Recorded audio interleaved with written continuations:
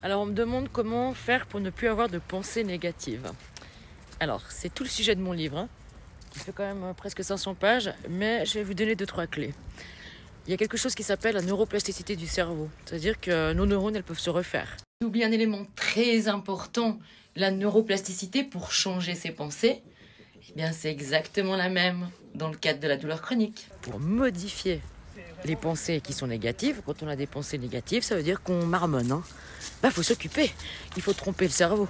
Donc, premièrement, dès qu'on voit qu'on a une angoisse, que ça tourne en boucle dans notre tête, faut aller courir. Ça, c'est le meilleur exercice, c'est d'aller courir. Se reposer sur le canapé, faire de la méditation. Quand on a un cerveau en ébullition, ça ne fonctionne pas. Donc, premièrement, le cardio. Oui, parce que l'exercice de musculation ne va jamais pouvoir avoir un effet sur les neurotransmetteurs, sur les endorphines et la dopamine, tout comme avec la course à pied. Alors, la course à pied, le vélo, vous trouvez quelque chose, la marche rapide, minimum 45 minutes pour avoir un effet.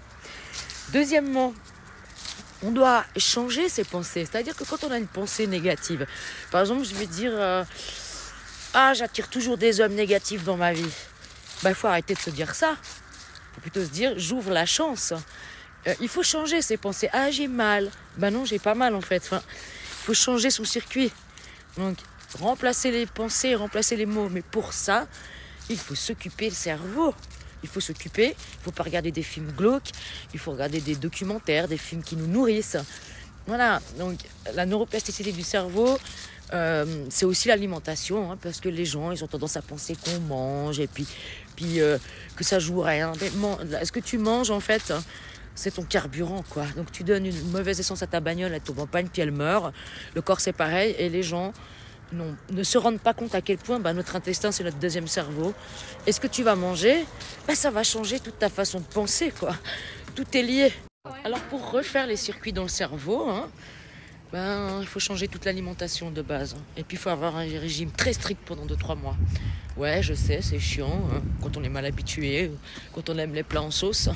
Mais je vous promets que moi, j'ai des consultants, ils ont changé leur alimentation en 3 semaines. Ils m'ont dit, de bleu, je me sens pas pareil, quoi. Avant, j'avais envie de me foutre en l'air, et puis maintenant, ça va mieux. Et puis, il faut être motivé, quoi. Donc, déjà, le sport, c'est tous les jours. Tous les jours, on va marcher 45 minutes. On se bouge. Parce que changer ses pensées, c'est pas juste de penser, c'est aussi d'aller dans l'activité, quoi. Voilà, nous sommes des êtres, on est neurochimiques, quoi. Donc c'est pour ça d'ailleurs que les psychothérapies, il n'y a pas de résultat. Je veux dire, tu vas bablater chez ton psy, puis à côté de ça, tu fous rien, tu bouffes tes médocs, tu n'auras pas de résultat, il n'y a même pas 20% de réussite. Dans les psychothérapies, il y a des gars, ils font 20 ans de psychothérapie, quoi. Donc il faut se bouger. Et si ça vous intéresse plus, j'explique tout dans mon livre. Toutes les vitamines, tout ce qu'il faut mettre en place. Tout le protocole, puis il ne faut pas se mettre de barrière parce que quand on a eu des mauvaises pensées pendant 20 ou 30 ans, c'est pas en quelques semaines que ça va partir. Allez, force à vous!